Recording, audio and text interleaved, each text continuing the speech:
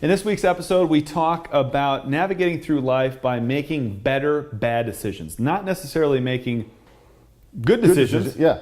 Yes, but making the best worst decision that you can make and how it relates to making birdies, pars, and bogeys. And we want to live life making bogeys. Making bogeys pretty darn much. Pars. A lot of times we talk about trying to make a perfect, like the perfect scenario, but is that necessarily realistic? No. Yeah. And are you like the bad decisions that you make now, they need to be better than your bad decisions you used to make before. Right. Those are better bad decisions. Yeah. So today we're going to go through a host of topics, kind of rapid fire, and just talk about you might not make the perfect, you might not make the perfect decision, but what are the host of options for a better bad decision? Because really, if you want to navigate and be successful through life, it's just do a really good job making the right bad decisions versus big bad decisions. Well, honestly, so the first time I ever thought about this or was given this idea or whatever was from my buddy who plays golf. He's a golfer. Yeah. Everything stems from golf, right? Yeah. And so that's part of why we're talking about this week. Masters were last week. And so he goes, he shot like a 70 something. And he's like, man, I played horrible. But his worst round of golf then was better than his best round of golf was then. Yeah. So golfers, for example, so say you hit your drive into the woods. I think we can all relate to that. Mm-hmm. We've been there. You've got two options. One, you can try and hit your 8-iron as hard as you can up and over this tree to get it on the green for a chance at birdie. Okay? Or you can punch out 50 yards to the left and then try and get on and make a 1-putt for par or a 2-putt for bogey. Yeah. What do most of us do?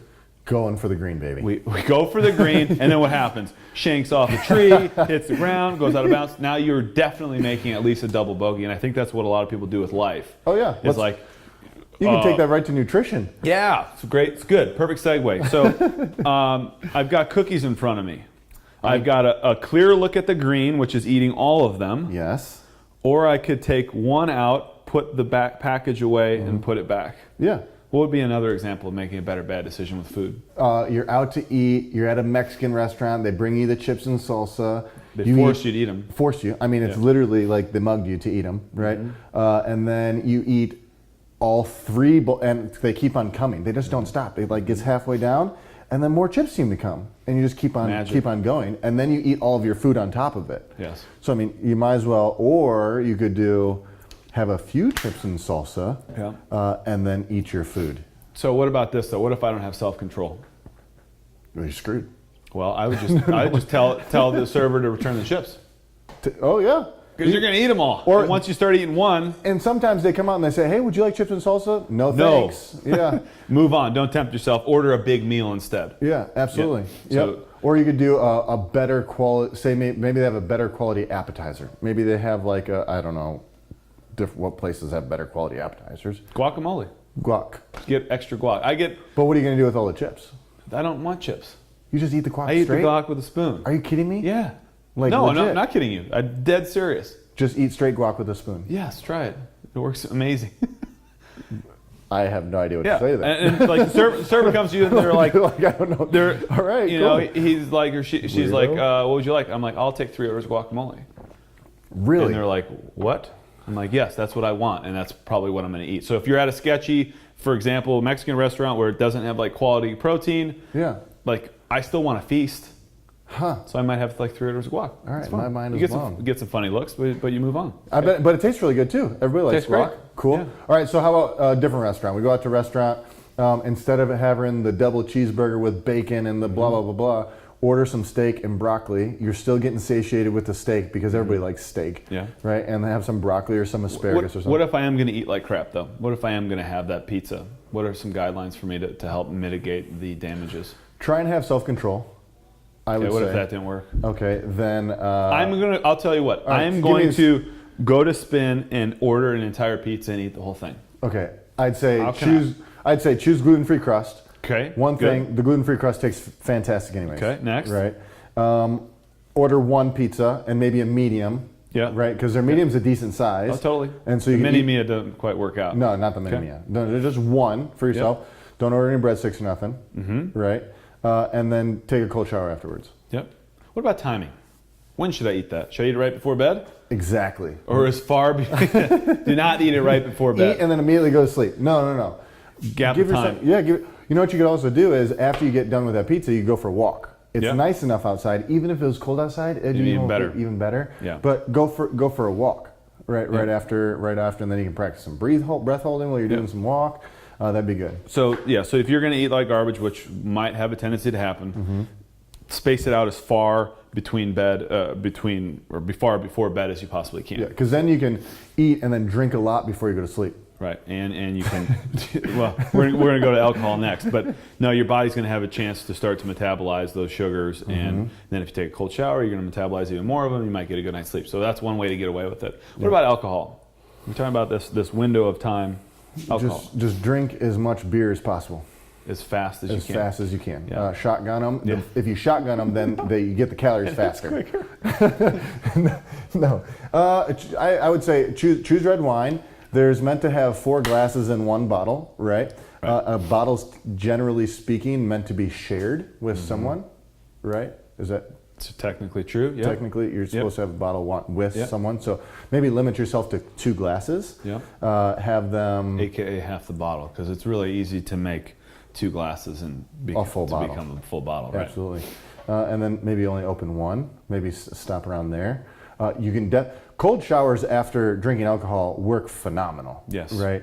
And it's even a little bit more funny because maybe you're a little buzzed and then you hop in the shower. You're like, "Ooh, I gotta do the cold shower." Works really, really well. And the same thing with timing before bed. You do not want to drink 2 glasses of wine and then go to sleep. Correct. You want to have a buffer of time to start to metabolize that.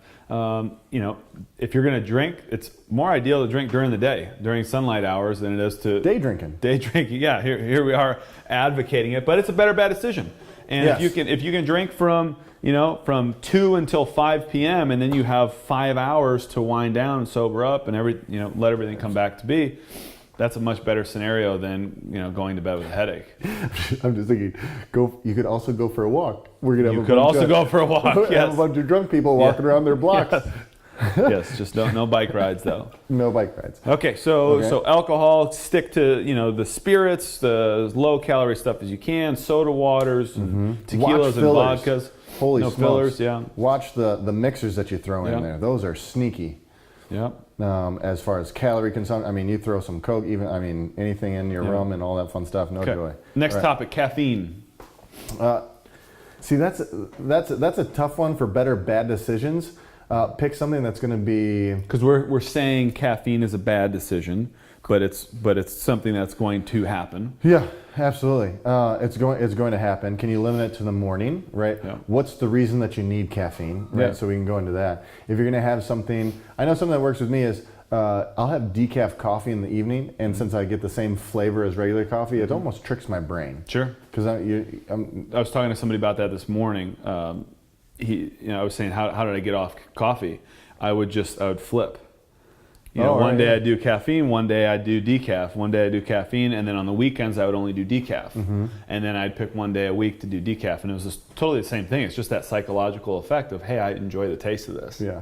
Or if you are going to have caffeine, make sure you're going to utilize it. Yeah. It's like high power day, like, hey, I need to. Yeah. If you're having caffeine, you better plan yourself out. Right. Don't have caffeine and then go take a nap. Right. Just to waste it. So, be done with drinking caffeine by 10 o'clock? Yeah.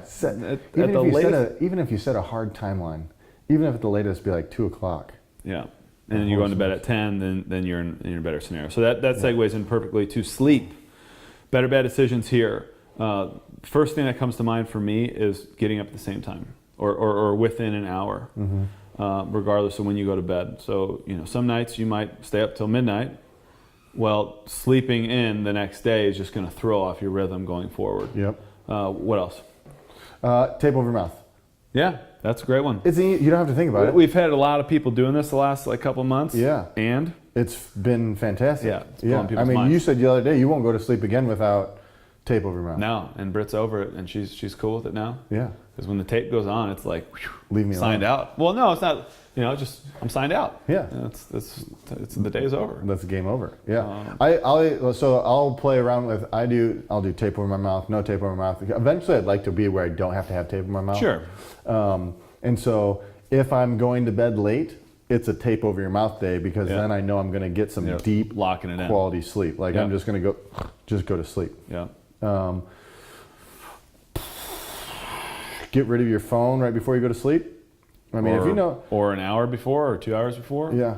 If you can if you know you're going to be up late and you have some sort of, if you can plan a nap ahead of time, that'd be better. I mean, that'd be if you know you're going to be up. If you know you're going to be up. Like, getting ahead versus falling behind. Most people are like, oh, I need a nap now. Maybe preemptively load the nap. And then one hack that I usually do this a couple times a week. I'll lay on the ground and put my feet up on the wall. It's a way to reset your adrenal glands. So it's not really like taking a nap. You just do it for 5 minutes. You just lay on the ground, put your feet on the wall, just like we do like a figure 4 stretch. Yeah.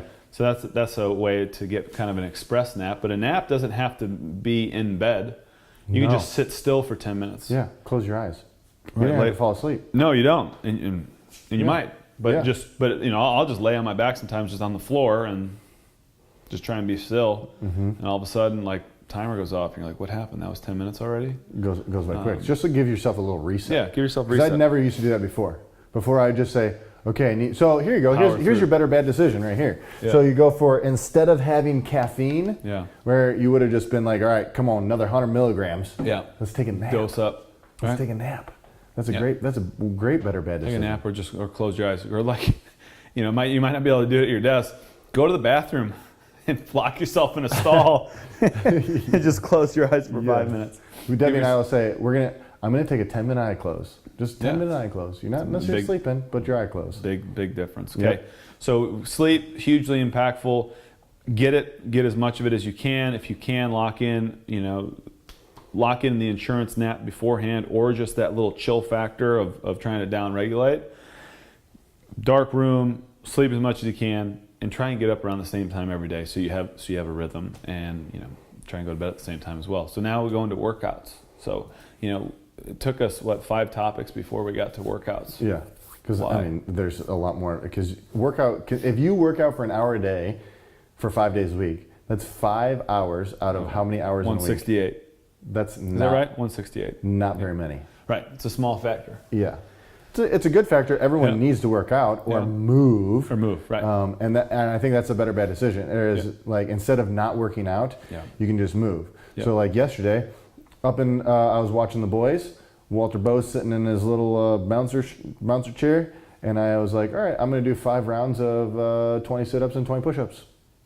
Doesn't require any equipment. Doesn't require nothing. You probably didn't break a sweat. I broke a little bit. Maybe you broke a little sweat. Okay. Yeah, so it's nice. I just moved around. So moving. So what if you look at the workout though and you can't RX it? I mean, why even come? Right.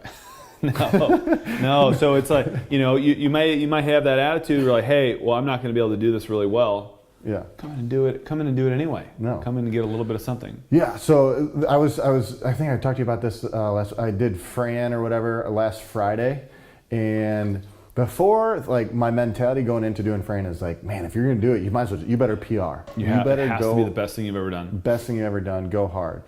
And even though I wasn't feeling it that day, I was like, all right, still going to do it. I did it. I went unbroken, but I was 40 seconds slower than my fastest time. Right.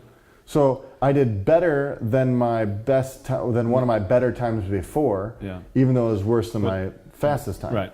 So it was better than my worst time. Right. So it was like I still was like, all right, that was good. There's still a sense of an accomplishment there. Oh, absolutely. Even though you didn't hit the number that you're after. Exactly. And I think that's the way it goes, kind of 9 out of 10 days. Yes. If you're being honest, you're not PRing or setting some new record every day. It's like one time every couple weeks. Yeah. But how can you look at each workout as, okay, how did I do this better than I would have done it when I first started? Because when you first start, you're not doing huge progress. So the bottom line there is do something, and that's kind of what we always said is do a little of something is better than a lot of nothing. Mm-hmm. You're really good at that in the morning. Which is what? You do 5 minutes of something. Yeah, something. That's all it takes. It's insurance. Yeah.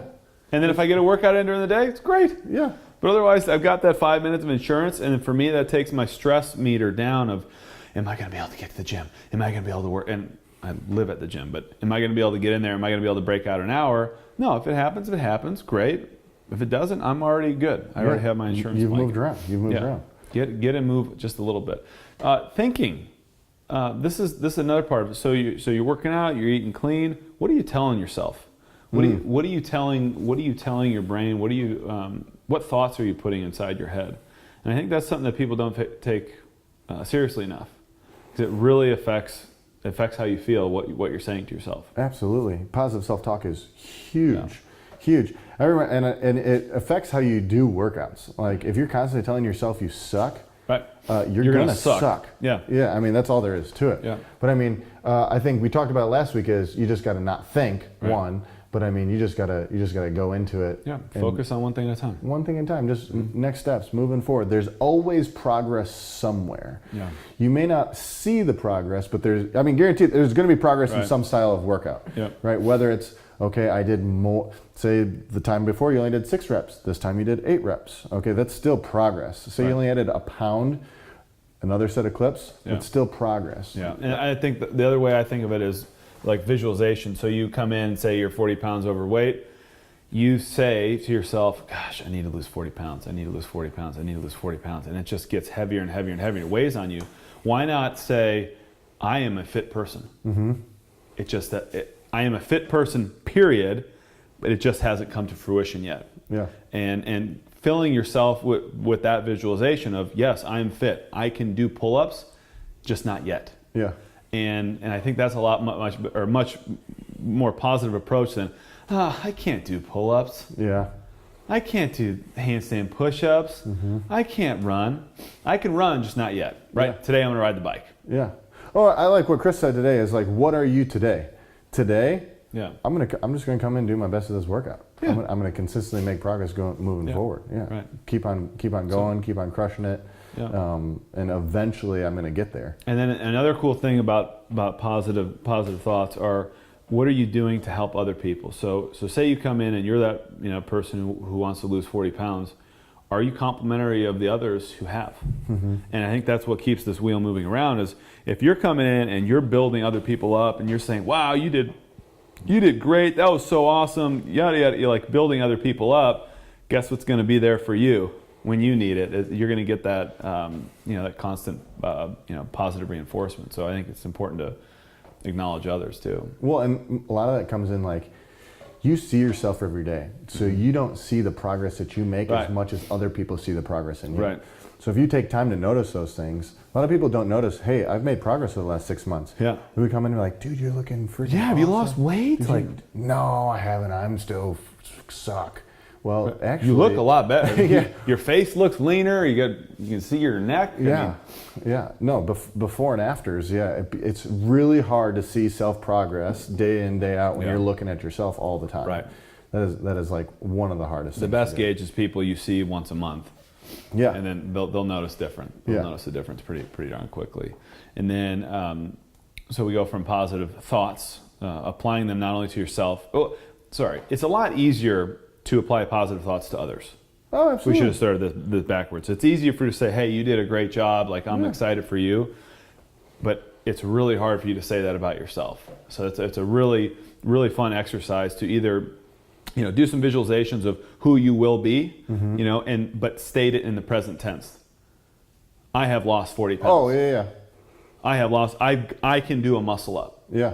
And if if your mind can achieve it, what the mind can conceive and believe, it can achieve. Yeah, exactly. So if your mind can conceive it, you can achieve it. So if you're telling yourself, I can do muscle ups, your brain thinks you can do muscle ups. Yeah. And like it's eventually going to happen. Or if you say I lost 40 pounds, it's like the fake it till you make it, but it really, really works. There's a lot of power to it. Yeah. The reason I was laughing is. So in Froning and Friends, their podcast or whatever, Hillary Rich Froning's wife was like, I can do a muscle up. I watch people do muscle ups all the time. I can do a muscle up. And Rich is like, no, you can't. You can't. No, you can't. So she's like, I'm going to try it. So she sets up her phone. She goes into the barn by herself or whatever, and she tries to do a muscle up. And she slips off the rings, I guess, and busts her ankle. And but the thing is, all on video, so she deletes the video. This is Debbie telling me, like third person, but deletes the video. And then Rich is like, what did you do to your ankle? You busted yourself up. I was trying to do a muscle up. Oh my goodness! So I just thought that was funny. Yes, but yeah, practice. You can do a muscle up, but the point is, don't just do it to lose a bet. Practice and work your way through it. And then we had one more topic, which was screens. And I think this one's becoming more and more, like screen, you could use it as like this ubiquitous term for anything that provides distraction in your life. And you know, your mind should be a temple, and what you bring into it should be of value. Yes. And not just chasing squirrels around. So what are some things that people can do to kind of download the Moment app? Yeah.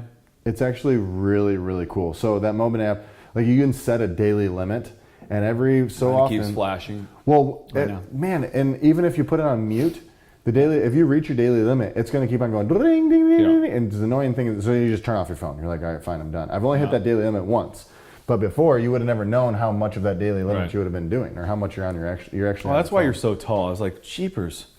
I was thinking there I had like a really short torso or something like that. On this thing, it was like hurt my butt. Yeah, thanks for thinking of me. Yep. Got my yoga block. Awesome. I'm just not going to be able to stand after this. You guys didn't say anything last time. Like, you guys have hard butts or something. Hard butts. So the Moment app is a great tool to help yourself, or just to be kind of aware. If you're tracking what you eat and how much you sleep and when you work out, you should probably track how much time you're spending on this, brain sucking device. We need it, wholly dependent on it. Yeah. But I think you should take screen breaks during the day. Give yourself an hour and try forgetting your phone in your car when you get home sometime. Yeah, exactly. I mean, if it's not around, you won't have the ability to use it, right? And there's nothing that's so important that can't wait until, especially if you're with your family. Yeah. If you're with your family, everything else can probably wait a little bit. Sure. So that's one thing. Or put it on the charger. You go put it on the charger upstairs. Yeah. Or I've wherever got a your drawer for it. Yeah. A drawer charger. Something like that's always helpful. I think the biggest thing, like you said, is just be aware that you're on your phone. Yeah. Like, you can get sucked into that thing and not even know that you're on it. And an hour goes by, and 2 hours go by, and then the thing you also notice is, why are you grabbing your phone? Are you, like I have a pure addiction to it. Like I'll grab my phone and I'll start picking up. I'm like, I don't know why I'm picking this up right now. Put it down. Sucking me in. Yeah, it sucks you in. So one thing I like to do is like leave it at home if we go for a walk. Like leave it at home. You don't need it. Yeah. Like go for a walk, or you're going a half hour, an hour. What you notice when you come back, you're not going to be gravitating towards it as much. And then another thing that I'd recommend to everyone is give yourself like a block of time on the weekend where you don't touch, no screens involved. So it might be a Saturday afternoon. You go, whatever, from noon to 5, no screens. Yeah. Just completely check out, because I think as we go, into this more and more modern world, it's not so much about how much information you can take in. It's going to be about how little information you can take in. Yeah. Because what's the statistic? They said with this generation, we're going to be the smartest generation of all because we have all the knowledge we could ever want on our fingertips. But can we apply it? And we're starting not to be dumber and dumber because you just get sucked into that stupid phone, and you don't apply anything. There's nothing to apply. So there's great tools there, but pull your head out of it. And I think the biggest takeaway for this one for me, like bad decisions, comes to nutrition. Yep. Like that's just the biggest one. Instead of it snowballs everything else. It'll affect your sleep. It'll affect what you drink. Everything. Yeah. Like instead of choosing to have, you could make it even simpler. Triple bacon cheeseburger. Make it a single with no bun, right? And it still tastes good, right? Instead of having 20 cookies, have 10 cookies. Or set a deal with yourself. Say, hey, I'm going to eat 10 cookies, but I'm going to eat 5 and take a 10-minute break. I've never done that before. That's hard. Well, but you set it up ahead of time. That's a good deal. You got to set it up ahead of time. Or it's like, if I'm going to have that full pizza that I talked about, I have to have it done by 6 p.m. The AMRAP mentality. Gotta go. Gotta get it done. Crush that pizza. Gotta get it done, and I gotta have that 2 or 3 hour window before bed. All these techniques. I didn't know. Otherwise, you just linger on. So Debbie does one with the cookies. If she makes a bunch of cookies, she'll put them in, like, one for each of us. Most of the time I give mine to hers, in separate containers. So you can only open up one container. Hey, whatever works. Great. Yeah. I like the AMRAP pizza though. Yeah, get it done. You can only eat pizza what you finish and get on with it. That's amazing. But anyway, yeah, we're trying to with your health here, we're trying to make bogeys and not double and triple bogeys. Yeah. You're probably not going to make birdies. Birdies are, you're eating Whole 30 and you're sleeping 9 hours a night and you come to the gym every single day and then you do some extra some extra meditation several times a week. Yeah, it's high on your priority list. When you're making birdies, nutrition and all that stuff is high on the priority list. When it's down here below the priority line, and you got a lot of other life in the way. Then you start making bogeys. But you can make bogeys and still play good golf. Yeah, absolutely. So you can make some bogeys in your health and still be healthier than you were before. I love how we ended up talking about golf today. Yeah, I don't even know the last time I played golf. Yeah, and it relates to your health and dialing it in. So to sum it up, you're going to make bad decisions. Absolutely, it's going to happen. Make better ones. Yep. Better bad decisions. Move on. Have a beautiful day, and make bogeys. And every now and again you'll get a par. Yeah. Every now and again, and then maybe once every couple rounds you find a birdie, and all is well. So you guys, thanks for listening. Have yourself a beautiful day. Go out and make some bogeys.